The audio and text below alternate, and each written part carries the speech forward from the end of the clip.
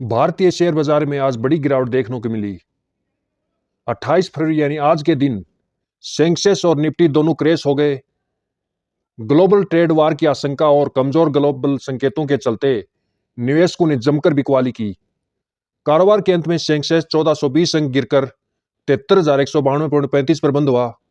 वहीं निफ्टी 1.86% का गोता लगाकर 22,126.35 के स्तर पर बंद हुआ है। यह गिरावट इतनी तेज रही कि महज आधे घंटे के अंदर ही बीएसई में लिस्टेड कंपनियों की मार्केट वैल्यू करीब 8.85 लाख करोड़ रुपए कम हो गई। इसके साथ ही निफ्टी में अब तक की गिरावट के मामले में 29 सालों का नया रिकॉर्ड बना दिया। 1996 के बाद यह पहली बार है जब निफ्टी लगातार 5वें महीने गिरावट के साथ बंद हुआ। इस बीच BSE Sensex, BSE mid cap और स्मॉल कैप भी आज 2% से अधिक टूट गए। यहां तक कि अभी सेक्टरल इंडेक्स भी लाल निशान में बंद हुए हैं। आईटी और टेलीकॉम इंडेक्स तो 4% अधिक टूट गए हैं। शेयर बाजार में आज की गिरावट के पीछे 4 मुख्य कारण हैं।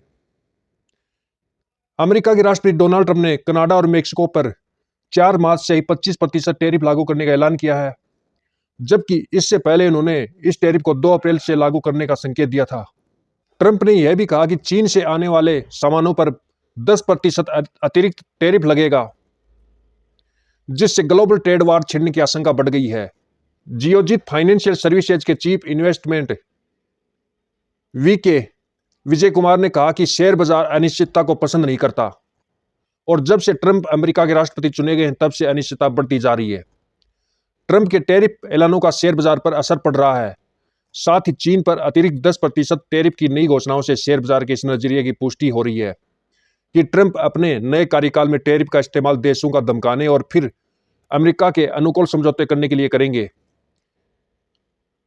वीके विजय कुमार ने कहा कि चीन इस नए टैरिफ पर कैसे प्रतिक्रिया करता है, यह देखना बाकी है।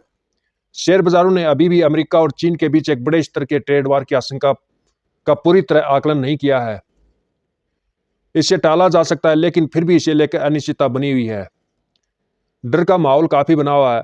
उन्होंने आगे कहा कि मार्च में इकोनॉमी से जुड़ी अच्छी खबरों से और विदेशी निवेशकों की बिकवाली की रफ्तार धीमी होने के चलते शेयर बाजार में एक रिकवरी देखने को मिल सकती है, क्योंकि लार्ज कैप वैल्यूएशन अब काफी आकर्षक हो गया है।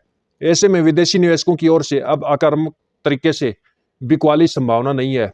लंबी अवधि के निवेशक बाजार में कमजोरी का फायदा उठाकर धीरे धीरे वाजिब भाव पर कारोबार कर रहे क्वालिटी लार्ज कैप शेयरों को जमा कर सकते हैं। वहीं ब्रांड मार्केट में फेयर वैल्यू स्टॉक का चयन कर सकते हैं। जैसे अभी डिफेंस स्टॉक अच्छे लग रहे हैं, उनमें करीब 60 से 70% करेक्शन आ चुका है। एशियाई शेयरों में कमजोरी ने भी आज 28 फरवरी को निवेशकों के सेंटीमेंट असर डाला है। हांगकांग के शेयरों में आज गिरावट के साथ पिछले 6 हफ्तों से जारी तेज का सिलसिला टूट गया है। ट्रंप का चीनी सामानों पर अतिरिक्त 10% टैरिफ लगाने से फैसले के बाद अब जमकर मुनाफा वसूली देखने को मिल रही है। हांगकांग के बेंचमार्क हैंगसेंग ने 2.3% की गिरावट आई। चीनी शेयरों में भी गिरावट आई। लंच ब्रेक तक ब्लू चिप इंडेक्स में 0.8% की गिरावट देखी गई है और शंघाई कंपोजिट इंडेक्स में 0.9% की गिरावट आई है। जापानी शेयरों में विदेशी निवेशकों की ओर से लगभग 5 महीने की सबसे बड़ी बिकवाली देखने को मिली है। यह कुल 1.4 ट्रिलियन येन डॉलर की निकासी थी। जापानी येन ने मजबूती बढ़ती हुई महंगाई से जुड़ी चिंताएं और ट्रंप की टैरिफ नीतियों से जुड़ी अनिश्चितताओं के चलते एफआई ने बिकवाली की है। एआई चिप्स इंडस्ट्री के सबसे बड़ी कंपनी एनवीडिया के उम्मीद कमजोर तिमाही नतीजों ने भी शुक्रवार को ग्लोबल मार्केट में भूचाल लाने में अहम भूमिका निभाई। निकेई शेयर एवरेज शुक्रवार को अपने 5 महीने के निचले स्तर पर 37,084.44 पर पहुंच गए हैं। एनवीडिया के शेयरों में रातों रात 8.5% तक की गिरावट देखी गई। कंपनी ने ग्रॉस मार्जिन में मोर्चे पर खास तौर से उम्मीद से कमजोर प्रदर्शन किया है।